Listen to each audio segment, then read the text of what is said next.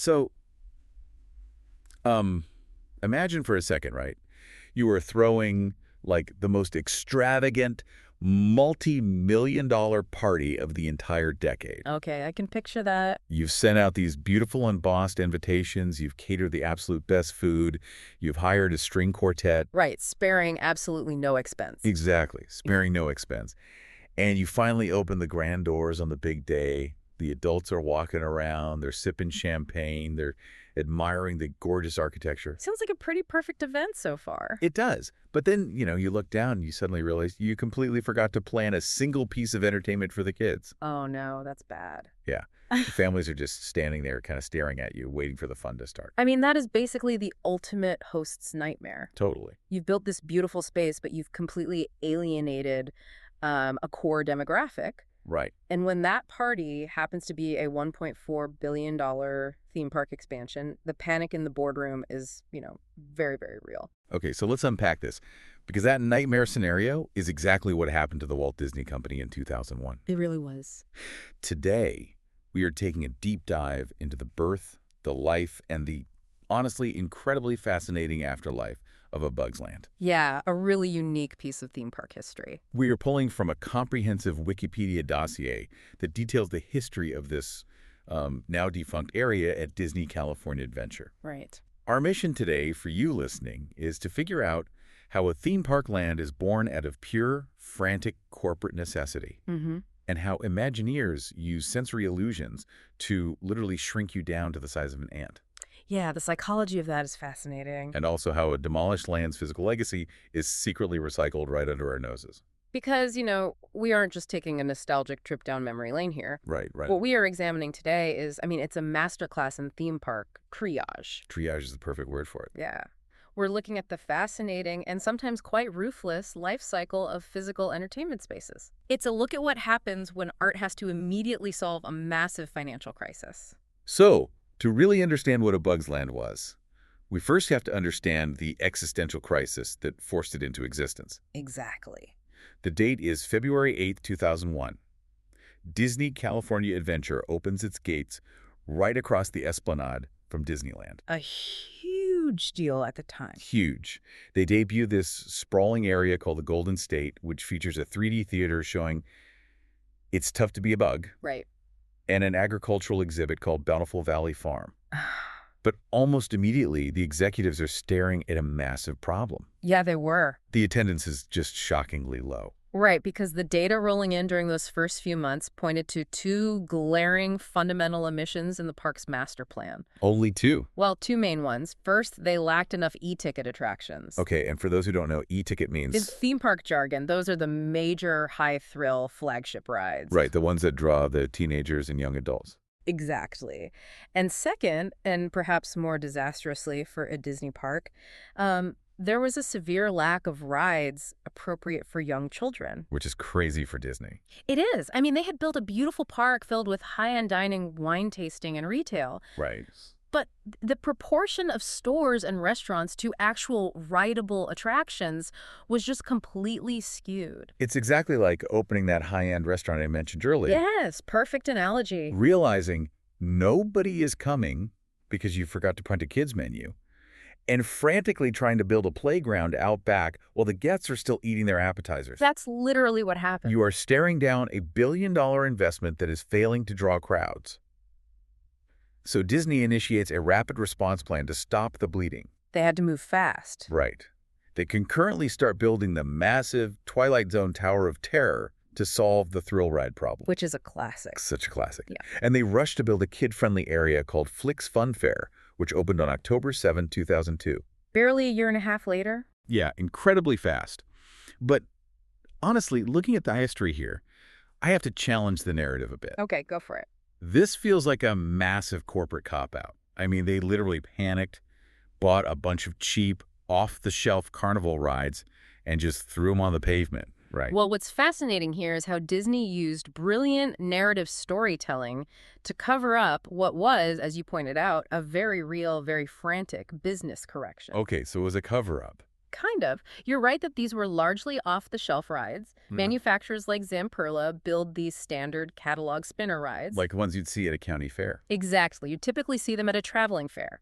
They are fast to build and cheap to install. But that's so unlike Disney. Right. For a company like Disney, which prides itself on building bespoke, one-of-a-kind ride systems from scratch, dropping a catalog ride onto the concrete is a major philosophical departure. So how did they get away with it? Well, they didn't just drop them. They created a meta layer of story to justify their existence. Okay, wait. How do you justify buying a standard carnival spinner ride at a Disney park? By claiming the Imagineers didn't actually build it. Wait, what? Yeah. The fictional backstory for the land was that Flick and the other bugs from the Pixar movie A Bug's Life saw Disney California Adventure opening right next door to them. Oh, that's clever. Right. Seeing all these humans having fun inspired the bugs to build their own miniature funfair. Wow. The narrative goes that when the Imagineers were digging up the ground to build the nearby Tower of Terror, they discovered these bugs in the dirt. Oh my God. And they decided to just open up Flick's Fair to the park guests. That is amazing. Think about that for a second if you're listening. Think about a time you made a massive mistake at your job or forgot a crucial detail Yeah. and had to creatively spin it as a deliberate choice. We've all been there. That is exactly what they did. We didn't forget the kids' rides. The bugs just built them. It is a perfect bridge between absolute corporate necessity and creative art. It really is. Yeah. They took the new name, A Bug's Land, folded in the existing It's Tough to Be a Bug theater in the farm area, and officially rebranded the whole space. And it provided an in-universe excuse for why the rides looked like cheap carnival rides. Because bugs made them? Exactly. They were supposed to look makeshift because, in the story, insects had cobbled them together. Here's where it gets really interesting to me, though. Okay? Because having a clever backstory to solve a business problem is one thing, but the execution is another entirely. Absolutely. How do you actually trick the human brain into feeling like it is physically shrunk down to the size of a tiny insect? That's the real challenge. The execution of these rides was just a masterclass in manipulating perspective. Like, take Flix Flyers, for example. The Zamperla spinner ride. Right, the spinner ride. It was basically an insect's version of upcycling. Right. The ride vehicles weren't just standard buckets. They appeared to be made from discarded human food containers. Like Chinese takeout boxes. Yes. Chinese takeout boxes and empty raisin boxes, all stitched together by leaves and twigs to make these hot air balloons. Just a great visual. They whirled around this giant pie plate centerpiece. And the detail that stands out to me from our deep dive is the sound design. Oh, the sound design is crucial. When the ride lifted off, you didn't hear smooth, modern hydraulics. You heard the audio of whirring, cranking gears. Yeah, and that auditory detail is really the glue holding the entire illusion together. Really? Just the sound? Well, creating a believable environment isn't just about building giant props. You can build oversized takeout boxes all day long. Sure. But to fully override a guest's reality, especially when they know they're walking around a theme park in Anaheim, you need a multi-sensory approach. That makes sense. You need auditory cues like those cranking, grinding gears to physically sell the weight and the makeshift nature of a bug-built contraption. It grounds the visual in physical reality. Exactly. It makes your brain believe the heavy object is actually moving. The gears are cool, but the thing that actually tricks my brain isn't sight or sound at all. Yep. It's the smell. The smell is huge. Because one of the most beloved rides there was Heimlich's Choo-Choo train. Yes. You boarded a train shaped like Heimlich, the lovable, very hungry German caterpillar from the movie. Voiced by the great Joe Rams. Yes. He narrated the whole ride, and the entire narrative was just him eating. Just eating constantly. The train physically drove through oversized portions of human food. Giant candy corn, giant carrots, but they piped in the actual scents of watermelon and the animal crackers as you drove through them. It's brilliant. I feel like that is almost cheating, honestly. Visuals you can ignore, but smell physically forces you to react. Why does that work so well? It feels like cheating because it's essentially a shortcut in your brain's wiring. Really? A shortcut. Yeah. The olfactory bulb, which is what processes smells, has a direct fast-track connection to the amygdala and hippocampus. Okay. And those are the specific areas of your brain that handle deep emotion and memory formation. Wow, so it literally skips the logical part of your brain. Exactly. Visuals and sounds have to be processed by your logical cortex, first, the part of your brain that knows you are on a ride. Right, the part saying, hey, this is plastic. Yes. Smell bypasses that logic completely. Yeah. When they pipe in the scent of animal crackers, they are triggering your subconscious childhood memories immediately. That is wild. It creates a deep emotional bond with the physical space that visual cues alone simply cannot achieve. Think of that one specific smell from your childhood if you're listening right now. Maybe it's Play-Doh or the smell of rain on hot asphalt. Or a specific brand of sunscreen. Yes. It transports you instantly. They literally hacked the human senses to make you feel nostalgic for a giant plastic watermelon. They really did. And they played with these elements across the whole land. Uh, You had Francis's Ladybug Boogie, which was a spinning figure-8 ride. right, like a teacup ride. But instead of typical chaotic carnival music, it was set to upbeat jazz music by the Tom Cunningham Orchestra. Which creates a deliberate cinematic contrast. How so? Well, it elevates a standard teacup-style ride into a choreographed dance, completely changing the emotional tone of the physical movement. Oh, I see. Then there was Princess Dot Puddle Park. This was a water play area, but the source of the water was a massively oversized garden hose nozzle. And a giant spigot. Right. That plays heavily into physical spatial awareness. Okay, tell me more about that. By making the garden hose massive, the guest is forced to physically look up.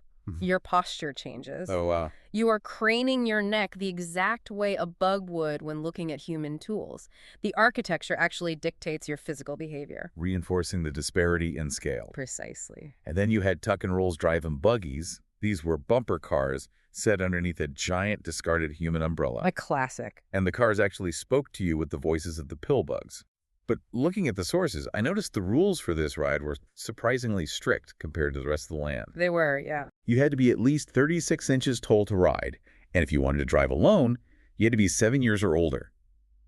Why so strict in a land built entirely for toddlers? It all comes down to the kinetic unpredictability of the ride system. Meaning what, exactly? Well, think about Heimlich's train or Flix Flyers. Those are controlled, passive experiences. You sit, and the ride moves you on a track. Right, you're just along for the ride. Exactly.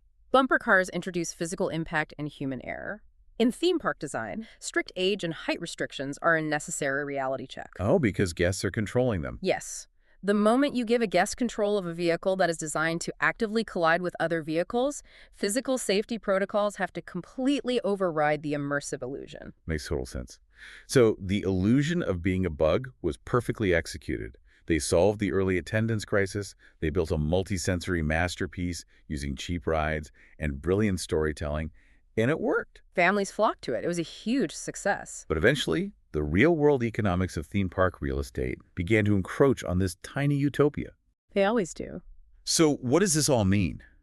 In 2010, the Bountiful Valley Farm section, which was one of the original areas from opening day, was permanently closed. And completely demolished. Demolished to make way for the massive Cars Land expansion, which eventually opened in 2012. Right. And the arrival of Cars Land physically altered the DNA of a Bugs Land forever. How did it change it? Originally, a Bugs Land relied on the concept of a single, highly themed entrance. You walk through towering, oversized boxes of cereal and tall grass. Kind of slowly transitioning out of the human world. Exactly, shrinking down into this immersive bubble. But when Cars Land was built right next door, the park operators were forced to punch 2 brand new entrances through the perimeter walls. Oh, to improve crowd flow between the lands. Right, and because of that, the immersive bubble was permanently compromised. Yeah. You could suddenly see out into the human world from inside the bug world. That totally breaks the illusion. It does. And then came the ultimate squeeze.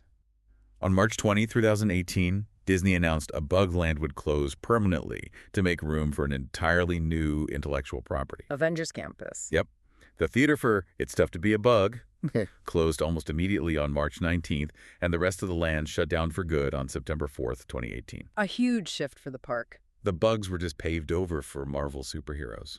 Is this a tragedy for theme park history, or is this just the ruthless, necessary nature of real estate? Well, this raises an important question about how we view the life cycle of physical spaces. Okay. It is incredibly easy to view closures through a lens of pure nostalgia and mourn them as a loss of art. Right. People get very attached. They do. But a theme park is a living, breathing ecosystem constrained by very strict physical borders. They can't just expand outward forever. True. They're locked in. A Bug's Land served a vital evolutionary purpose. It literally saved Disney California Adventure in those early years by acting as a magnet for the families that were actively ignoring the park. It was the Band-Aid that kept the patient alive. Precisely. But as the park evolved and its wildly successful expansions like Cars Land changed the demographic makeup of the visitors, the physical footprint A Bug's Land occupied simply became too valuable. Wow. So it was just economics. In this enclosed ecosystem, the strong survive. Marvel is a global, multi-billion-dollar juggernaut. It requires a massive physical footprint. Right. Outgrowing A Bug's Land wasn't a failure of Imagineering. It was a testament to the park's overall economic recovery and growth. Think about that concept in your own life for a minute. You might have had a perfect tool or a perfect daily routine. Or even a tiny, perfect apartment. Yes. An apartment 16 years ago that completely saved you at the time. It was exactly what you needed. Mm-hmm. But if you try to force that old routine or that old apartment to fit your life and your needs today, it just doesn't work. The seams burst. Exactly. Outgrowing something isn't a failure, it's progress. You have to demolish the old structures to make room for the new ones. That's a highly accurate way to look at it. The space served its exact purpose beautifully for over a decade, and then the needs of the population simply outgrew it. It was just time. It was time for the next iteration of the land. But, the physical land may have been demolished in 2018, but Imagineers are famous for never truly throwing anything away. Oh, they save everything. Let's talk about the afterlife of A Bug's Land, because it operates almost like theme park organ donation. That's a great term for it. Pieces of those bugs are literally keeping other parts of the park alive today. It's a practice we could call theme park archaeology. The designers are incredibly sentimental about their own creations, but they are also remarkably resourceful with their budgets. Oh, I'm sure. Remember Flix Flyers? Yeah. The upcycled balloon ride with the Chinese takeout boxes? Yes. They didn't scrap it for parts.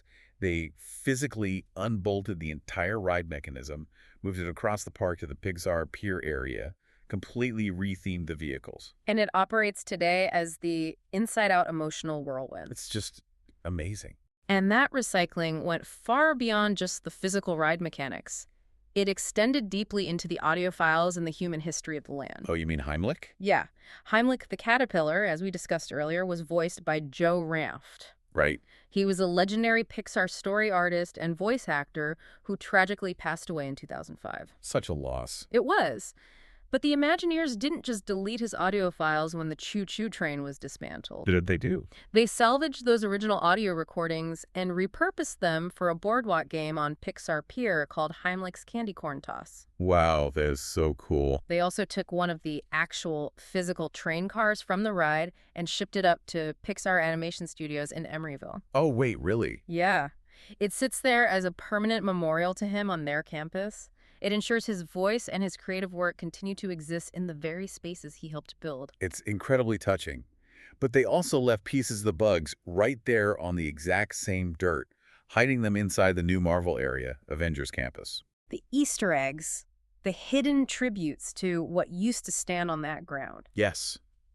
If you go grab a drink at the PIM Tasting Lab in Avengers Campus, and you look up at the ceiling, you will see enlarged, oversized Christmas lights hanging there. I've seen those. That is the exact same aesthetic and lighting style used to illuminate Flix Fun Fair. That's brilliant. And over in the Web Slingers ride, during the pre-show video featuring Tom Holland, there is a claw machine in the background filled with random items. You really have to look closely for this one. Yeah, if you look super closely at the screen, one of the items inside the machine is a pair of the iconic 3D bug eye glasses from the original theater.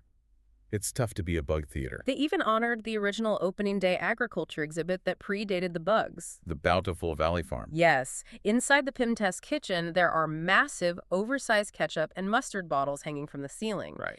If you read the microscopic fine print on the labels of those bottles, there is a direct, written tribute to Bountiful Valley Farm. Why go through the trouble, though? I mean, why hide a reference to an agricultural exhibit from 2001 on a ketchup bottle in a Marvel restaurant in 2021? It is a very specific type of thematic continuity.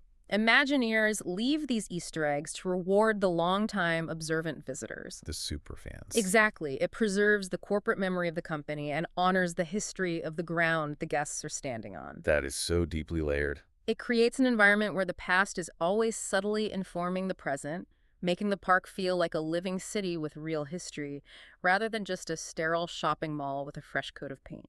So let's bring it all together. A Bug's Land was far more than just a hastily assembled collection of spinning kids' rides to keep toddlers busy. So much more. It was a strategic masterstroke that pulled a struggling billion-dollar theme park back from the brink of disaster. It was an immersive triumph that used oversized Chinese takeout boxes, the sound of cranking gears, and the hijacked psychology of watermelon scents to bypass our logical brains and shrink us down to size. Perfectly said. And even though it was eventually consumed by the relentless, profitable march of Marvel superheroes, its legacy continues to hide in plain sight, scattered across the resort as a reward for anyone paying close enough attention. And, looking at all the source material, that actually leads to a final underlying thought about that specific transition to Marvel. Oh, with that? Well, we know A Bug's Land was entirely dedicated to the visual perspective of being shrunken down to the size of an insect, making everyday human objects look massive. Right. And we know it was ultimately replaced by Avengers Campus. But specifically, the exact footprint where the bugs used to live is now heavily occupied by the Pin Tasting Lab and the Pin Test Kitchen. Wait, the Ant-Man themed areas. Exactly. Areas explicitly themed around a superhero whose entire scientific power revolves around shrinking and enlarging everyday items. Oh my God. You have giant ketchup bottles, oversized cell phones, and massive Christmas lights. It makes you wonder, did the designers specifically choose the Ant-Man aesthetic for that exact plot of land as a secret, high-tech spiritual successor? Candy's insane. Was replacing literal bugs with a shrinking superhero the ultimate inside joke by the Imagineers? They basically kept the exact same visual illusion, oversized everyday props, but just swapped out the intellectual property from a caterpillar to a superhero. Exactly. It's like realizing the kids' party you forgot to plan actually ended up being the foundation for the coolest event of the year, just wearing a different costume. It really is. It's something for you to chew on next time you're walking through a theme park, eating an oversized pretzel. Look at the dirt, look at the lights, and keep looking for the hidden history right beneath your feet. Thanks for joining us on this deep dive. Stay curious out there.